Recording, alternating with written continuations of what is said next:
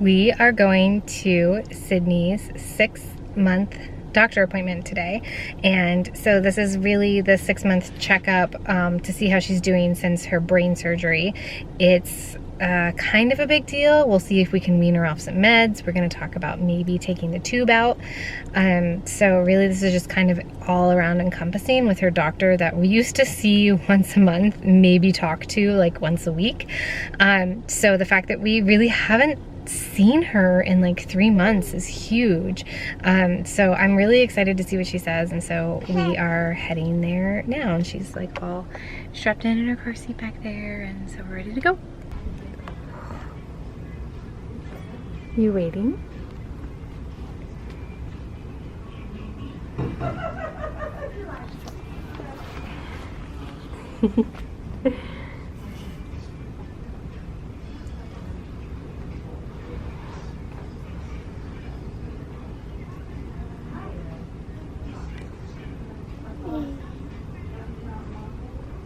We made it to Dr. Avalon, and she looked over Sydney and she was just blown away by how far she's come in the past 6 months. She was a little reluctant at first to give the go-ahead for tube removal, but then after seeing her in person, she was like, oh yeah, if she's eating all of her food and she's gaining weight, then we'll definitely move forward with the tube removal. So that went really well.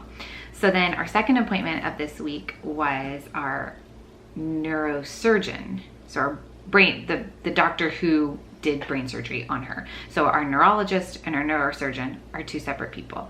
So she saw the neurosurgeon, and he and the nurses were like almost in tears because of how well she has progressed. And it was really great to see him and for him to see her, because he said, you know, it's kind of been a down week because out of some of the patients that he's seen and had done brain surgery on, a couple of them, their epilepsy had come back. So he was very happy to hear that Sydney's epilepsy has so far not come back, that she's been seizure free for almost 6 months, and that she is crawling and eating by herself.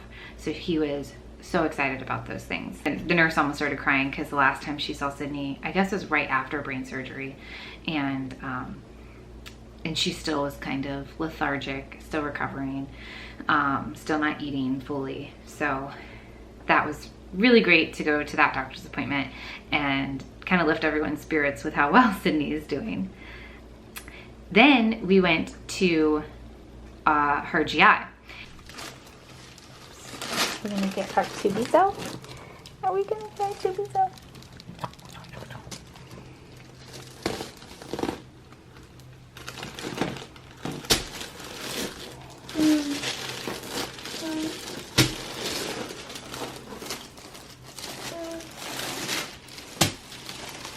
Where are you going? Where are you going? And we were very positive that she might be getting her G-tube out. We were like, oh, she's gonna get her G-tube out and it's gonna be great, no more G-tube. We don't really want it anymore, we don't need it, we don't use it for anything.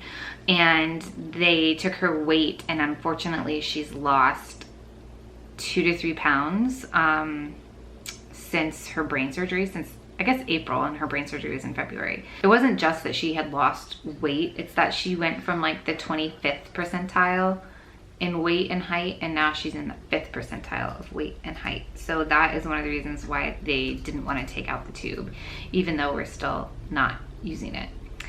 But she's been crawling, she's so much more active, she's really thinned out in her face, like her cheeks have thinned out.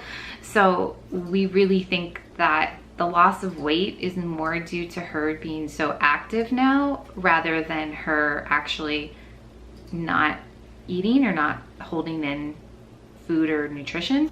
She really has done very well on eating everything. She eats 3 meals a day plus 2 to 3 snacks a day, and she eats more than Savannah. I mean, she's constantly eating.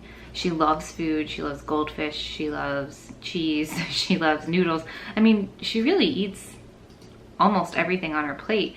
So I was kind of shocked to hear that she had lost so much weight, but so many people then told me, well, you know, she's starting to crawl. She's starting to move around a lot more instead of just laying on a couch. And it makes sense to me that, you know, she's just burning more calories.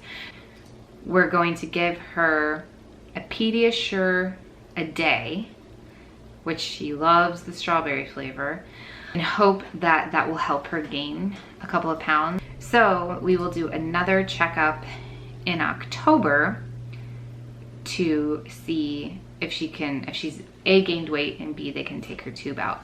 We really don't see any more use for the tube since she is getting all of her medicine by mouth and she's eating all of her food by mouth. She's hydrating, she's drinking water. So really, there just doesn't really seem to be a reason to have a tube anymore. But it's not really up to me. So hopefully the next time we go in October, she'll be able to get that tube out.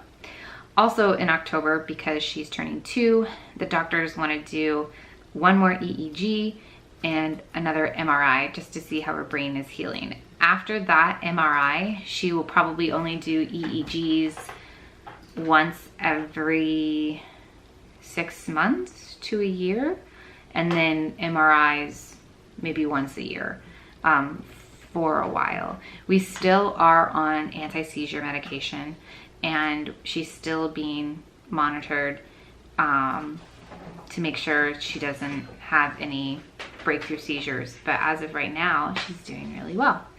So that is our update on Sydney, and thanks for following along. And I will update you guys next week when she's 6 months seizure free.